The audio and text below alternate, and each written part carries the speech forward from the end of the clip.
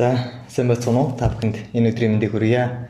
Багш хөгжил YouTube сүгийн админ энх хоёр миний би өнөөдөр анхны дугаарын подкастаараа та бүхэнтэй уулзах гэж байна. За, өнөөдөр миний хувьд маш үнцэнтэй эрхэм хүн манай өрөөнд ирээд тэгээд энэ хүнтэй уулзж байгаа юм чи энэ хүний арга зүй ингээд туршлагыг авч үлдээх зорилгоор олон хүнд бас түгээх зорилгоор ингээд подкастыг зориглоод эхлүүлж байна. За, тэгээд манай өнөөдрийн зочин бол та хэд маань баг мэдж байгаа. Энэ бол 2019 оны боловсрол шинжлэх ухааны яамнаас санаачлан зохион байгуулсан бие багш зорилтод нэвтрүүлгийн ялагч Сэлэнгэ аймгийн Мандал сумын 3 дугаар сургууль багангийн багш Ц Аюуш багш байна. За, одоо миний урилгыг хүлээж аваад тэгээд одоо надтай ингээд подкаст хийх хүртлээр ингээд ярилцаад ингээд сууж байгаад маш их баяртай байна. За, баярлалаа. За, анх удаа подкаст хийж ингээд оролцож байна. За, алдаа оноо байж магадгүй. За, тэгээд аахгүй ухаанаар хандаарай.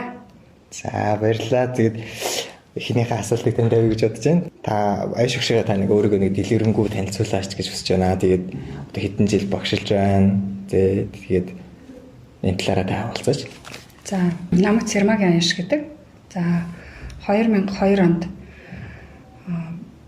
Мандал сумын 1-р сургуулийг төгсөөд Монгол Улсын их сургуулийн Монгол Хэл соёлын сургуулийн Японы ангид ирсэн ороод 2006 онд төгссөн. За, тэгээд 2008 онд Монгол Улсын боловсролын их сургуулийн бага боловсролын багш мэргэжлэр төгссөн. За, тэгээд 2019 онд Хангаад дэд сургуулийг боловсрол судлалын магистр зэрэг хамгаалсан байгаа. Одоогор бол Сэлэнгэ аймгийн Мандал сумын ерөнхий боловсролын 3 дугаар сургуультай 8 дахь жилдээ багангийн багшаар ажиллаж байгаа. Ийм залуу багш байна. За, баярлалаа. Хоёр дахь асуултаа тавья гэж бодож байна. За, тэгээд мэдээж багш нараас бус багш нараас ялгараад ингээд тодорхой хэмжээний амжилт гарсан гэж миний хувьд харж байна. За, тэгээд яг багш хүний хувьд яг таны өөрийн яг амбиц эсвэл яг тийм амьдралын зарчим гэдэг зүйлүүд яг хүүхдүүдэд хандах хандлага дээр яг өөрийгөө та юу гэж тодорхойлдог вэ? гэдэг асуулт тавья. За, миний хувьд бол би ажлаа ер нь бол чин сэтгэлээс л хийхийг хүсдэг. За, хамгийн гол нь болохоор хүмүүс ур чадвартай, мэдлэгтэй, одоо өндөр IQ-тай ч юм уу тийм байж болно. Хамгийн гол нь нэг сэтгэлээсээ юмыг ханддаг байгаасаа гэж л ер нь би ч гэсэн өөрөө ингээл жижигхэн юм дээр ч гэсэндээ сэтгэл гаргаад ингээд оролцчих юмсан, хийчих юмсан энэ дээр нэг яавал нэг илүү сайн болчихвол гэд. Яг хөө хэдийгээр миний уур чадвар янз бүр юм дотож магадгүй. Тэгтэл би тэрэнд сэтгэл дотож болохгүй байх гэж ер нь бод ямар ч юмд тэгж л хандаж оролцож хийж ингэж ер нь ирсэн. Яг ажилдаа ханддаг. Тий, ажилдаа бол тэгж л ханддаг. За, тэгээд би багш зорилт нэвтрүүлэгт бол яг 19 онд оролцож байсан шүү дээ, тий. Мэдээж маш олон багш нар тэнд өрсөлдөж. Одоо ингээд янз бүрийн шоон сонгон шалгаруулалт болж байсан, тий. Яг тэр үеийн процедурөөсөө та эргээд ингээ харахад ер нь яг нэг тиймэрхүү зүйлүүд болсон ч юм уу яг тийм зүйлүүдийг сурсан ч гэсэн ч юм уу тиймэрхүү зүйлүүдийн талаар та ярих.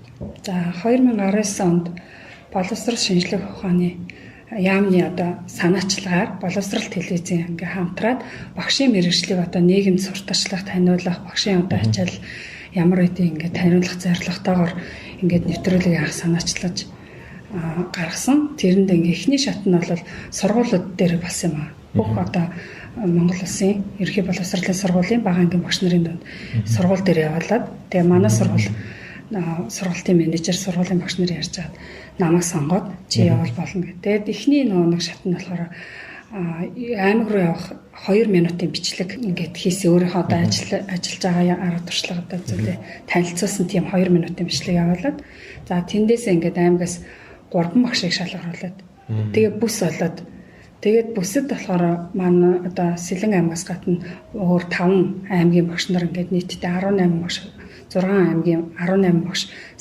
юунд Эрдэнэ хотод бүсийн шалгаруулалтанд болсон.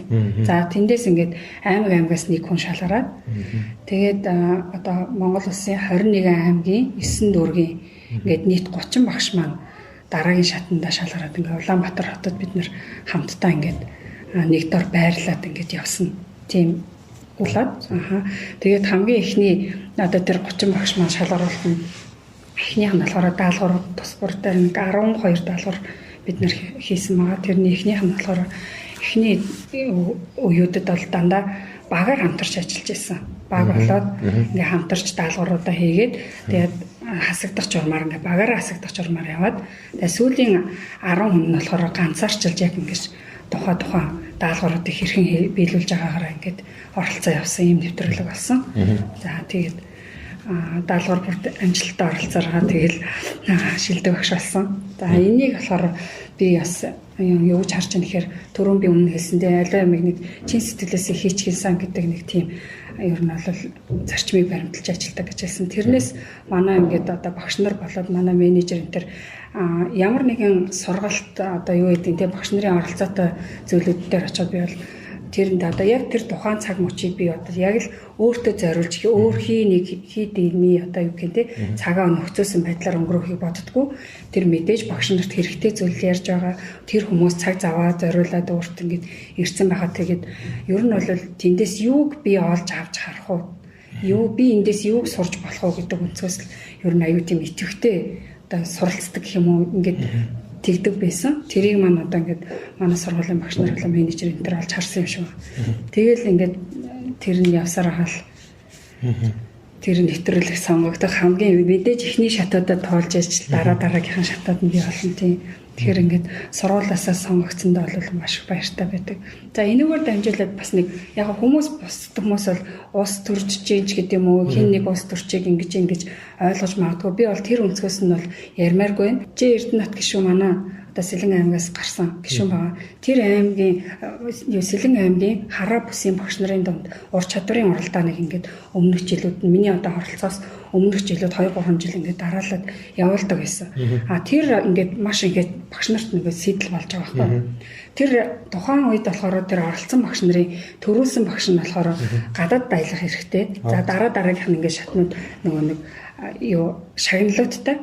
Тэгээд бид нар ч юм ингээд тэр болгон багш нар бас тэ нийгэм ямар хоолой цалин мөнгө ямар хоолой ингээд өөрснийхөө мөнгөөр ингээд тэр сансан болгоноороо гадаадд аялаж ингэж явах ингээд боломж ер нь бол тийм их байдгүй бах. Ер нь бол ялангуяа бидний одоо энэ төрийн өмчийн сургуулийн багш нарт бол тэгээд тэр бол ингээд тийм зүйлийг нэг одоо уралдааныг бий болгоснороо залуу багшууд нарын хувьд бол хөгжих бас нэгдлийн боломж олгоод харчиж байгаа байхгүй. За би тэр уралдаанд ингээд сургуулаа төлөөд ороод үзчих юмсан гэдэг одоо багш нар маш их байдаг гэсэн. Тэгээ сургууль дээр ингээд өрсөлдөө явуулаад хичээл зааж үзээд одоо яг нуур чадвар уралдаа яаж явдаг яг тэр зарчмаар сургууль дээр одоо хичээлээ заагаад тэгээ тэрнээс шалгарсан багш нь одоо тэр бүсийнхаа юмд оролцоод ингэж явдаг гэсэн. Тэрэнд би бол ингээд сургуулиасаа шалгарч орж үзээг байхгүй. Тэгээд яг хичээлээ сургууль дээр ингээд зааж үзэж байгаа. Тэгтэл ингээд бодож байгаа юм чи. За тэр нэг юунд л ор чадрын уралдаанд л ороод үзчих юмсан. Ингээ өөрийгөө ингээд тэр болгон чинь ингээд хүн туршлага болоод хэдийгээр би тэрэнд оролцоод амжилт үзүүлээд оролцож чадаагүй ч гэсэн тэрэнд оролцсноор би бас өөрийгөө ингээд хөгжүүлж ингээд туршлага болоо суугаад идэм билээ. За тэгээд одоо бас нөгөө эрдэм шинжилгээний хурлууд байна те юунууд илтгэлүүд байна. Тэр илтгэлүүдэд ингээд би өөрөө нэг урд өмнө ингээд ихтгэл тавьж ерөөсөө үзээгүй байсан. Тэгтэл тэр нь ингээд тэрэнд нэг ингээ оролцсноор ингээл 2-3 жил ингээд дараалал оролцохоор бас ингээд те илтгэх чадварч гэдэг юм ингээд тухайн хүнд бас ингээд нэг жижиг гэсэндээ ингээ юм зөвлөс туршлага олоо үлдээд идэм байлээ. Тэгэхээр зэрэг залуу багш нар бол аль болох ямар ч одоо байсан зүйлийг одоо менежер ийм юмд ор гэж одоо мэрэгчлэн ийм юмд ингэж сургалтанд суу гэж ингээл хүмүүс жоохон ингээд цаарлах ч юм уу нэг жоохон тэгж хүлээж авахгүйгээр ялангуяа одоо залуу багш нар бол тэрийг боломж гэж хараад би энийгээр яаж өөрийгөө ингээд харуулах боломж гарч ирж болох уу гэх тэрийг одоо бэрхшээлийг боломж олгоод харж байгаа юм бол хэдийгээр чи тэрэнд амжилт үзүүлж ялхан жохол биш оролцож байгаагаар чи өөрийгөө хөгжүүлж ийна л гэж би бол бас тэгж боддог. Залуу багш нараас гэсэн тийм байгаасаа л гэж ер нь хэлж байна. За тэгээд мэдээж томоохон арга хэмжээ тэгээд томоохон тэмцээн гэж өсөлж байна те. Тэгээд бүх зүйлийг өрхөөд тийм ажиллаж байгаа гэхээр тэгээд мэдээч эмэгтэй хүний хувьд бас шантрахаар зүйлүүд бас олон байсан баг тий. Тэгээд тэр зүйлүүд нь яг юун дээр байсан бэ? Тэгээ бас тэрийг яаж та даван гарч идчихсэн бэ? За мэдээж тэнд юунд бид нарыг оюутны дотор байранд байрлуулж ирсэн. За тэгээд наацхан усанд орох ч гэдэг юм уу тийм асуудал энэ төр хэцүү үе зөндөө байсан л да. Тэгээд тэр болгоныг бид нар би бол бэрхшээл гэж хараагүй. Ер нь бол хагас одоо юу гэх ингээд хооллоод ч юм ингээд яар цандраал ингээд тиймэрхүү байдалтай байсан. Тэгэхээр зэрэг тэр болгон бас нэг өөрийгөө одоо юу гэх төвчээртэй одоо бусдаас жоохон төвчээртэй бас байсан болов гэж би бас бодод байдаг шүү дээ. Тиймэрхүү юмнууд байсан. Түүнээс яг багш нарын хувьд бол одоо тэр даалгаврыг хийх явцсан тэр янз бүрийн бэрхшээлтэй юмнууд бол нэг тэр болгон гарч байгаагүй. Тэгээд олон багш нар бие бинийгээ нөхөд бие биенээсээ суралцаад тэр бол маш гоё ингээд үйл явц өрнөж исэн. За тэгвэл өөрийгүүлээд одоо яг таны энэ суучаад бол ерөөсөө teach program өнгөлөөгүй Монголын төлөө багшилцгаая. Тэгээд яг багш хөгжил төв гэдгээр бол яг энэ сургуультай энэ одоо үгдийн яг багшийг хөгжүүлэх чиглэлээр үйл ажиллагаагаа хийдэг. За тэгэхээр хоёул ярианыхаа сэдвийг багшийн хөгжил рүү нэг жоохон хазаалгая гэж бодож байна. Бас нэг альтернатив хүний хийсэн үг гэдэг шүү дээ. Өчигдрийн боловсролоор өнөөдрийн хүүхдүүдэд хичээл заах юм бол тэр хүүхдүүд ирээдүйг хулгайлсан хэрэг болно гэж ярьдаг шүү дээ. Тэгэхээр та яг ингээд өөрийгөө яг тасралтгүй яг орчин үетэйгээ хамт хөлний хэлбэр алхахын тулд яг яаж өөрийгөө хөгжүүлж гин тэр талаасаа ингээд туулцаач. За мэдээж багшийн мэрэгжил гэдэг бол тасралтгүй одоо хөгжиж явах ёстой. Ерөөсөө зогсолт гэж байхгүй. Багш гэдэг бол мэдээж бид нэр ингээд дараагийн үе маань биднээс илүү одоо зүйлийг нэхэж шаардсан ингээд одоо тий дижитал үений уугуул хүүхдүүд одоо бид нэр Z generation, alpha generation хүүхдүүд одоо ороод ирж байгаа яриад байгаа шүү дээ. Тэгэхээр тэр хүүхдүүдэд мэдээж хөгжлийн бид нар одоо социализмын үеийн өөрснийхөө сурсан ч юм уу тэр тийм үеийн боловсролыг одоо өөрснийхөө сурсан арга барилаар тэднийг хүмүүжүүлнэ гэж бол байхгүй. Тэгэхээр тэрийг бол багш хүн байнга эрэл хайгуул хийж явах хэрэгтэй. Өөрөө эрэл хайгуул хийж явах хэрэгтэй. Зөвхөн ингээд одоо яа тий BMD-гээс ч юм уу хүрээлэнгээс ч гэдэг юм уу тий боловсролын газраас нэг тийм сургалтанд цууснараа багш хөгжинэ гэж байхгүй. Тэр бол яг зөв сэдэлжүүл болж өгч байгаа болохоос тухайн тэр нөгөө заах гэж байгаа хичээлийнхаа дагуулгыг эзэмшүүлэхэд би одоо энэ цагийн үеийн хүүхдүүдэд яаж хүргүүл илүү одоо өр өгөөчтэй байх вэ? Яаж эдгээр нь мэдлэг болж одоо эргээд тэрийг ашиглах үйл явц болж ингэж хүрх вэ гэдгийг багш хүн маш сайн бодож ингэж одоо өдөр болгон л ер нь хөгжих ёстой л гэж ойлгодог шүү дээ. Тий. Ялангуяа бага ангийн багш бол нэг хичээлийг ерөөсөө нэг л удаа заана. 5 жил өөр хичээл заадаг байхгүй юу? Одоо 1-р анги 2-р анги 5 жил ингээд 5-р анги төсөл явж штэ. Тэгэхээр яг давцсан яг баттал хичээлүүд давцж байгаа боловч ер нь бол байнга шинэ хичээл зааж идэг тийм бага ангийн багш хүн бол тэгэхээр тэрнээсээ болоод юм уу одоо яг тухайн 40 минутын хичээлийг заах явцтай л бол багш өөрийгөө хөгжүүлээл энийг би хамгийн сайнараа яаж хүргэж болох вэ? Би одоо өмнөх анги дээр ингэж зааж исэн. Гэтэл одоо энээс дахиад 5 жилийн залуу шинэ үе ороод ирсэн учраас эднэрт яаж хүрэх вэ гэдгийг одоо бодож өөрийгөө л одоо хөгжүүлэх ёстой л гэж бодоод байгаа даа. За баярлаа. За тэгээд одоо яг багшаалган дээр одоо миний хувьд залуу хүн тэгээд их багш нартай ярилцж байхад нийтлэг ажиглагдаж байгаа зүйл байна л да. Яг хөгжил гэдэг зүйлтэй холбоотой тийм. За тэгэхээр одоо яг залуучуудын хувьд яг яг чанартай багш үнэхээр мундаг хөгжсөн багш байх гэдэг нь бол зүйсний хэрэг тийм Монголын ирээдүйн учраас. Тэгтэл бас нөгөө ар гэрээ яаж зохицуулах уу гэдэг асуудлууд бол яг мөнхийн сэдвүүтэй дагуул байдаг. За тэгээд таны хувьд яг энийг яаж бас зохицуулж явж байна тий гэдэг талаас яриач. За ар гэрээ хувьд бол мэдээж багш шүний гэр бол багш шүнийг маш сайн ойлгодог хүн байх хэрэгтэй. Багшийн ажил бол хизээч дуустдаггүй. Нэг цаг нь болоод за одоо миний өнөөдрийн ажил дууслаа гэж явдаггүй ер нь бол тий наад захын дэвтрээ засах дэвтрээ бичгээс ахвал дараагийнхаа орох хичээлийг төлөвлөхөөс ахвал ингээл маш ихэд завгүй ажилладаг шүү дээ. Тэгэхэд тэрийг бол ойлгодог гэр бүлийн хүн л ер нь дэмжиж тослно. За тэгээд ер нь бол хүүхдүүдээ тэгэл аавд нь ээж эмээг өөрийнхөө ээжд юм уу аавах нь ээжд нь ингээл эмээ өөрнөрт нь үлдээгээл ингээл ер нь тэгэл зохицуулаад ажиллаа хийдэгтэй. Тэгээ хамгийн гол миний бодож байгаа зүйл бол надаас шалтгаалаад энэ олон одоо миний сурагч болж ирсэн хүүхдүүд надаас болоод одоо нэг дутуу мэдлэгтэй ч юм уу ингээд жоохон дутуу төлмөс сурах үедээ гэдэг айдас надад байдаг.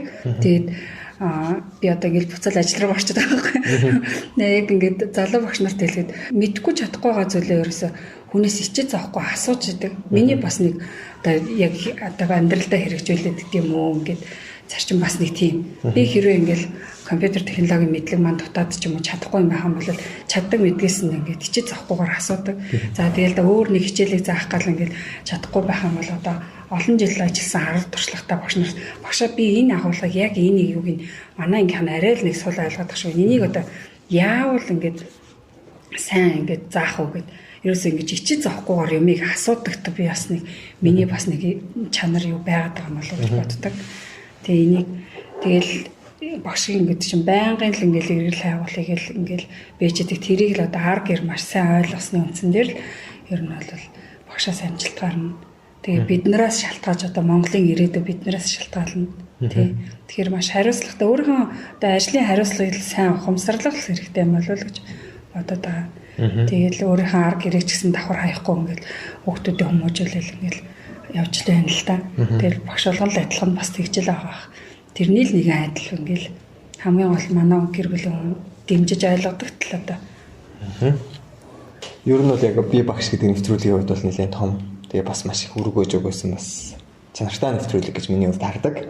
За тэгээд энэ тэмцээн ингээд улам өргөжгийн хэрээр жил болгон дахиад явна гэж харж байгаа. Тэгээд тийм ч утгаараа бас олон ингээд залуучууд багш нар оролцох бах. Тэгээд дараагийн үйл ажиллагаанд оролцох. Тэр багш нарт хандаж хэлэхтэй таны зөвлөгөө бас юу байна вэ гэж. Багш нарт хэлэх зөвлөгөөг бол мэдээж тухайн бидний оролцсон жил бол дан бага ангийн багш нарын донд болж исэн. 2021 онд болсон би багш нэвтрүүлэг маань EBS-ийн бүх багш нарын донд болсон гэсэн үг. Одоо баг дундын ахлахын бүх багш нар нийлж ингээд оролцсон гэсэн үг. За үүний дараагийнх нь бол сөв хамрагдах байж болно те. Сөвбийн ч юм уу EBS-ийн бүх багш нар нийлээд оролцох тийм одоо юу гэдэг нэвтрүүлэг байж болох юм. Тийм болохоор одоо бүх багш нартай ингээ хандаад хэлгээд ерөнхийдөө бол уур чадвар одоо тухайн хүний мэдлэг IQ нөлөөлнө. Гэхдээ хамгийн гол нь нийгэмд нөлөөлж байгаа нөлөөллийн ажлыг бас багш нар ингээд жоохон бас хийгээд тэр одоо үнэхээр тийм уралдаан нэвтрүүлэг зөвхөн би багш гэхгүй одоо дэлхийн одоо шилдэг багшийн уралдаанд ингээд явж болно шүү дээ тий. Тэгэхэд өөрийгөө бэлдэж ингэж сорих гэж байгаа хүмүүсийн хамаал нийгэмд нөлөөлөх ажлыг бас сайн хийж байгаасай гэж захимаар байна. За тэр нь болохоор заавал юм том байх албагүй. За жишээ дуртахад бол жижигхэн одоо юу гэдэг миний нэг хийсэн манай нэг зүү харагийн хүмүүс маш их дугуйтай хичээл сургуультай явдаг. Оршин суугчид нь ч гэсэн маш их дугуй ундаг. Яг сүүлийн үед машин хэрэгтэй болоод ингээд яж. Тэгтэл дугуйны хэрэглээ бол манай зөөрөд бусад аймаг сумыг бодол маш их байдаг. Тэгэхэд одоо юу гэдэг бүрийнхийгэр ч юм уу одоо ингээд орой бүрийгэр хараа бүрийгэр явж байгаа хүмүүс машины одоо нэг осолд орох ч юм уу тийм асуудал гардаг байхгүй. Тэгэхээр тэрийг би бодож байгаа юу яасан. Цацруулагч шүү дээ. Наачдаг тэр цацруулагчийг бүх хүүхдийн одоо сургуулийнхаа дугуйтай ирдэг хүүхдүүдийн юун дээр нь өөрөө асуулгүйгээр хичээлдээ ингээд тэд нар ч орохдоо дугуйгаа ингээд дугуйны зогсоол дээр ингээд байрлуулаад орчдаг байхгүй. Тэгээ нэг өдөр бодож байгаа. Тэр цацруулагчийг бүгдийг ингээд хуулаад ингээд урдаас нь хойноос хоёр хажуугаас нь ч юм хойно наагаад ингээд бас тэр чинь нэг талаар ингээд жижигхэн багш тэнд нэг юм ингээд наагаад байгаа боловч тэрийг ингээд холоос ирж байгаа машин тэр мэдээж дугуйчин гэрлэхгүй. Тэгэхээр тэр жолооч анзаарахгүйгээр тэр хүүхдэд ямар нэгэн аюул учрал болцсохгүй гэдэг үднээс тэр цацруулагчийг ингээд жижигхэн ингээд наачж байгаа байхгүй. Тэгэхээр тэр хүүхдийн бас нэг удаа ч гэсэн бас юмыг яаж мэдтээ тэр янз бүрийн муу юмнаас хамгаалсан ч юм те. Тэгэхээр зэрэг тийм жижигхэн нэг том заавал нийгэмд нөлөөлнө гэхээр л нэг том юмыг барьж аваад ингүүл ингээд тахасаа илүү ингээд яг жижигхэн зүйлийг ингээд бэрхшээлийг ингээ хараад тэрийг би засч болох нь үгүй юу гэдэг өнцгөөс нь бас багш нар харддаг байгаасаа тий. Эндээс илүү багш нар маань бас өчнөө нийгэмд нөлөөлөх ажлуудыг бол хийж байгаа байх л та. Гэтэ бас их сонирхолтой гоё ажиллаа тий. За баярлалаа. Бас нөгөө таны нэг сургалтын дээрээс би сонсч байсан DQ гэдэг.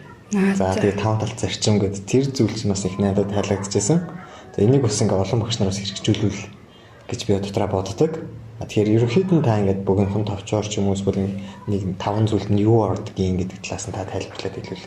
За нөгөө DQ гэдэг яриад байгаа. Бид нар чинь нөгөө биднийг сурах жахад IQ гээл IQ-гийн дугуйлан секц ирж IQ-тай л байвал одоо хамгийн мундаг одоо тий IQ-г л хөгжүүлчих юм бол аягүй сайн хүн болох гээд байна л гэд би яриад байдаг гэсэн. Тэгтэл сүүлд одоо 21-р зуун гараад болохоор EQ буюу одоо нэг сэтгэлийн тэнхээ одоо сэтгэлийн хаттай хүнийг бий болгох гэж яриад. Одоо гэтэл дахиад нөгөө нэг мэдрэмжийн 90 гэж бас яриад байгаа. Тэгэхээр зэрэг тэр таван талт бүх талын боловсрал олох таван талт зарчим гээ энэ болохоор анх Орос улсаас гаралтай юм лээ. Тэгээ энийг ингээ олон орнууд ингээ туршиж хэрэгжүүлээд өчнөө олон орн дээр ингээ үр дүнгээ өгчихсэн тийм сургалтын арга юм байна л да. За тэрэнд нь болохоор юу ордог гэхээр эхлээд бие бэлдэр эрүүл бие бэлдэртэй байж хүн эрдэм ном сурна. За дараа нь болохоор мэдээж IQ буюу одоо оюуны чадамж мэдээ шаардна. За дараа сэтгэлийн тэнхээтэй хүнийг бий болгоно.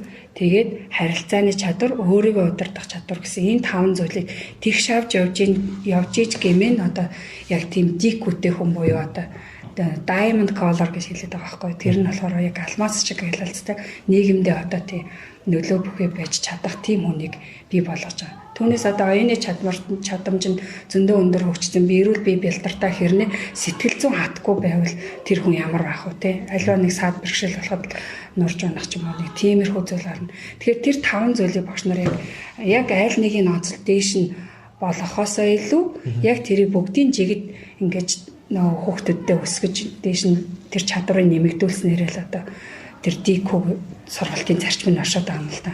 Баярлалаа.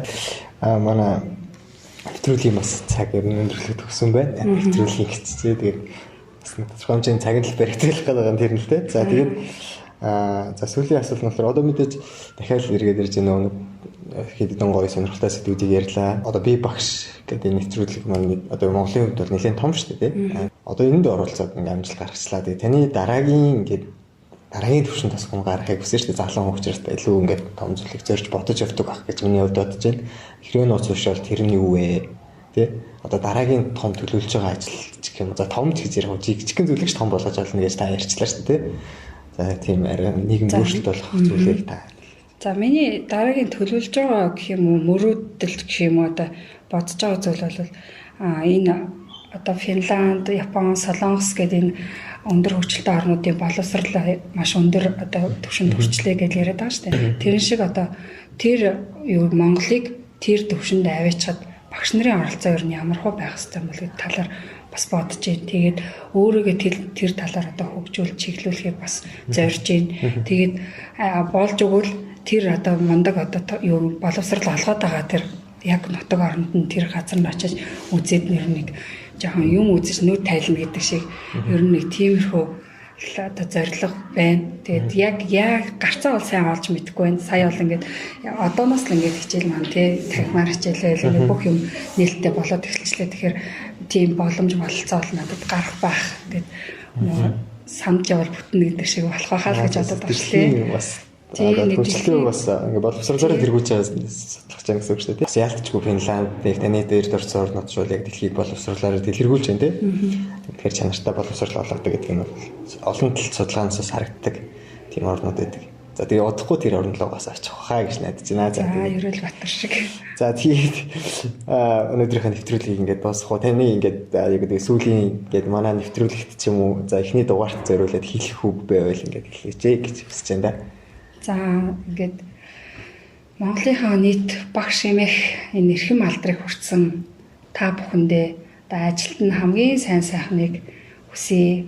Сурагч болгоно, шавь болгоно нь одоо амжилттай сурж явах болтугай.